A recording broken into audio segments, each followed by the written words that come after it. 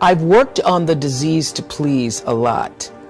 And as you've heard me say, that in 1989, I had a really big breakthrough with that, reading Gary Zukav's book on intention.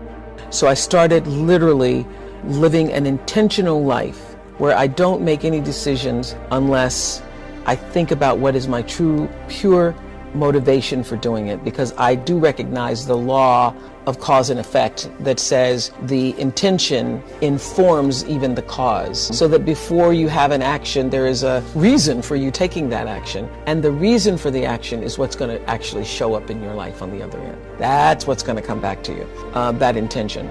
So that helped me a lot with the disease to please, because I was always giving, and then I was always so thrown when people would come back and ask for more. And I couldn't understand why they were asking for more. Well, people ask for more because your reason for giving it is so that they think that you're nice. That's your real intention. Well, they do think you're nice. They do think you're nice, and that is why they keep coming back. They come back because you're the nice one. You're going to say yes when even you mean no. So you're the person I'm going to call to go pick up my kids when I can't or don't want to, because you're going to say yes even if you don't want to do it. So that's why people keep coming back, when your intention is not really clear. So that took a lot of fear away from me. But at least for me, clarity of intention helped me live a more fearless life. You cannot live a brave life without disappointing some people. But those people who get disappointed, it's really okay. The people who really care for you, the people who are rooting for your rise, will not be disappointed. The only people who are disappointed are people who have their own agenda, and their agenda is not aligned with your agenda. And that's how I make myself brave. I say, well, the people who really care about you, who want you, who are rooting for your rise, those people who are rooting for your rise, they're going to be okay when you say no. I never read any comments that are coming from negative people. If I start to read something and shut it down, I will not take that in. I have a kitchen cabinet, and I've had a kitchen cabinet since the beginning of my career. Different people have been in that kitchen cabinet over the years, but there are a few people who are my resource, who I know are going to tell me the truth. Your cabinet can go through all of those comments, because feedback is great and you can get it immediate now. Your cabinet will go through and they can share with you the things, even that are negative, but that are not mean-spirited. I'd come off the glory and the victory of 25 years of the Oprah Show, and was trying to put together the pieces of building a network without the right pieces. I really was trusting other people's ideas about how to do it, and it wasn't until I had the good sense to bring in my own team of people whom I'd been working with for, the past decade, that things start to actually fall into place for me.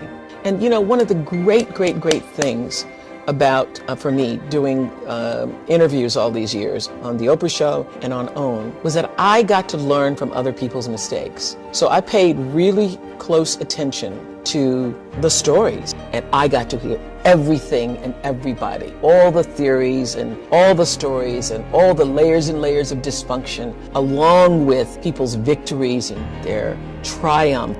I took it in. I was a student of it. I wasn't just a talk show host. I was a student. I became a student of life, other people's lives, and how to live well by listening to those stories. So I paid real attention.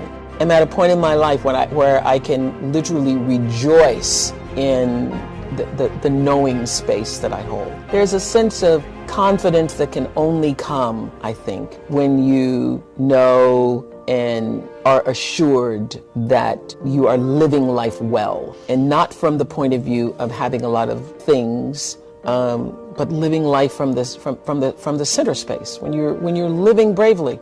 When you're living bravely because you're living your truth. It was during my show that I absolutely learned for sure, for myself, through other people's stories, that there really isn't any such thing as failure. And I could see the thread of courage that was required every time you fell down. I could also see that failure was just there to inform you to move in a different direction. It's just there to say, hey, not this way, over here, not over there, wrong place.